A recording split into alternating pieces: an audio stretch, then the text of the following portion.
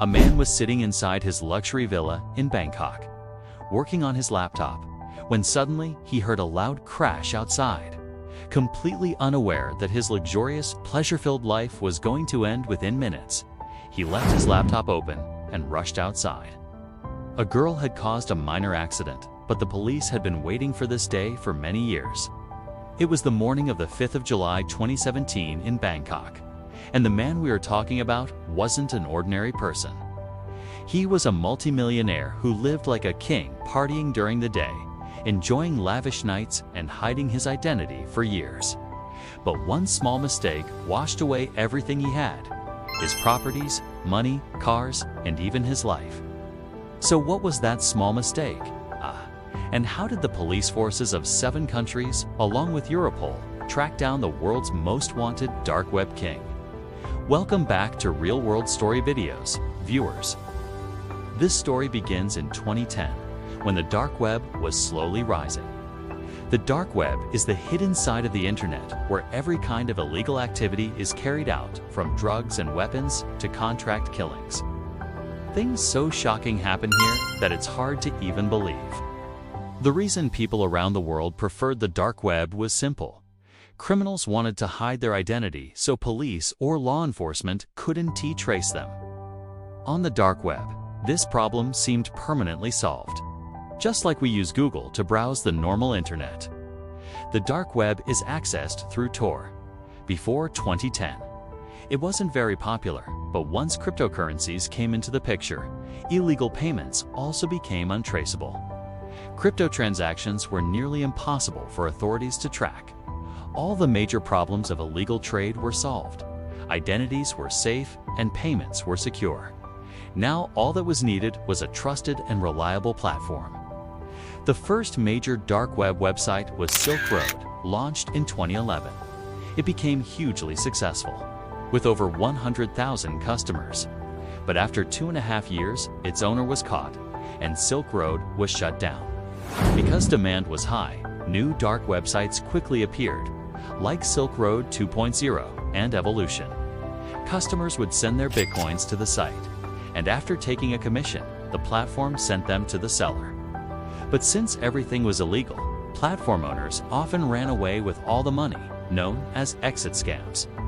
No one knew who they were, and tracing them through the dark web was nearly impossible. So drug dealers simply moved to another platform. During these early years, there was chaos, exit scams, hacking, platforms going offline.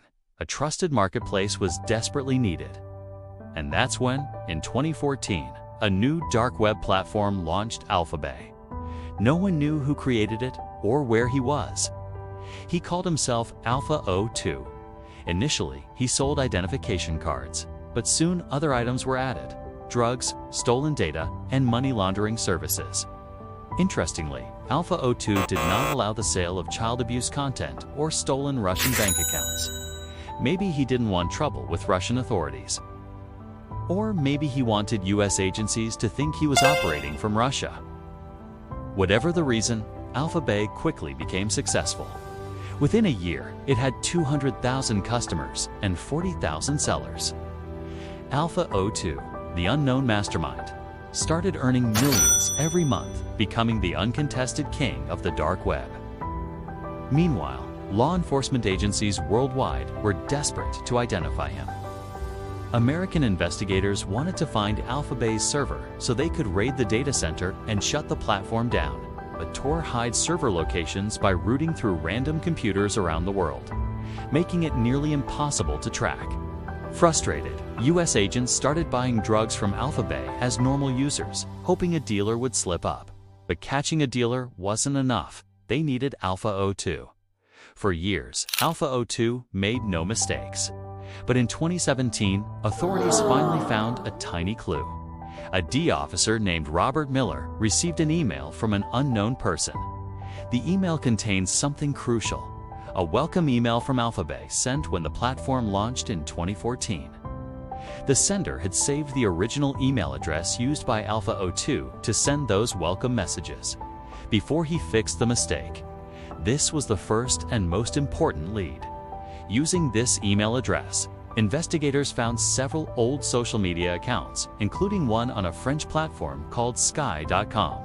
It was registered under the name Alex. With photos from 2008 to 2009, the same email was linked to a dating profile showing his hometown as Trois-Rivières, a city in Canada. In 2008, he had listed his age as 17, meaning he was likely born in 1990, matching the 90 in the email.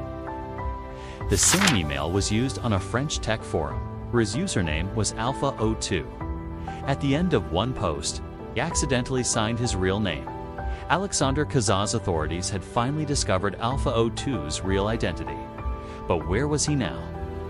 Further investigation showed that Alexander was a software designer who owned a villa in Bangkok, a $3 million mansion outside the city, a holiday home in Phuket, and another villa he was about to buy in Cyprus. Agents began tracking his movements. He lived a normal daily life, waking up early and staying home most of the day, completely unaware he was being watched by US, Canadian, and Thai officers. But simply arresting him wasn't enough. In court, they had to prove he was operating Alpha Bay, so they needed to catch him red-handed with his laptop open while logged in. At the same time, in Europe, another dark web marketplace called Hansa was causing trouble. European investigators had found Hansa's server location. They secretly copied the data instead of shutting it down. They even located Hansa's owner in Germany. Around this time, the FBI informed European agencies they were planning to arrest Alexander. All the agencies from 7 countries decided to coordinate in what became known as Operation Bayonet. Europe requested that the FBI delay Alexander's arrest until they fully took over Hansa. Their strategy was clever. When Alpha Bay shuts down, all its customers and sellers will move to Hansa, which Europe secretly controls. This would allow them to catch thousands of criminals at once. The plan was set. On the 20th of June 2017, Part 1 of the mission succeeded. European authorities raided Hansa's data center in the Netherlands, and German police arrested Hansa's owner the same day. But they kept it secret. Now it was time to arrest Alexander. The DFBI and Thai police planned to catch him while his laptop was open. So on the 5th of July 2017, a staged accident was created outside his villa. Hearing the noise, Alexander rushed outside, leaving his laptop unlocked. Agents quickly stormed in and grabbed him. He was caught red-handed, with all his Alpha Bay accounts open.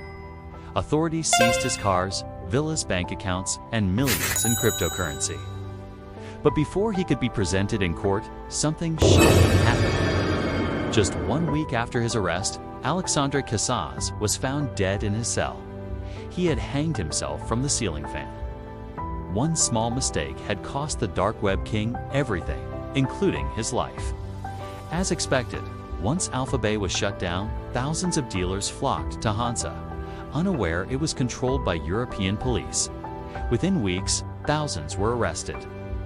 After gathering all evidence, Hansa too was shut down. That same day, the U.S. Justice Department held a press conference announcing the takedown of the 2 biggest dark web platforms. We hope you enjoyed this video from Real World Story Channel. Don't forget to like and share, and thank you for your amazing comments. See you in the next fantastic video.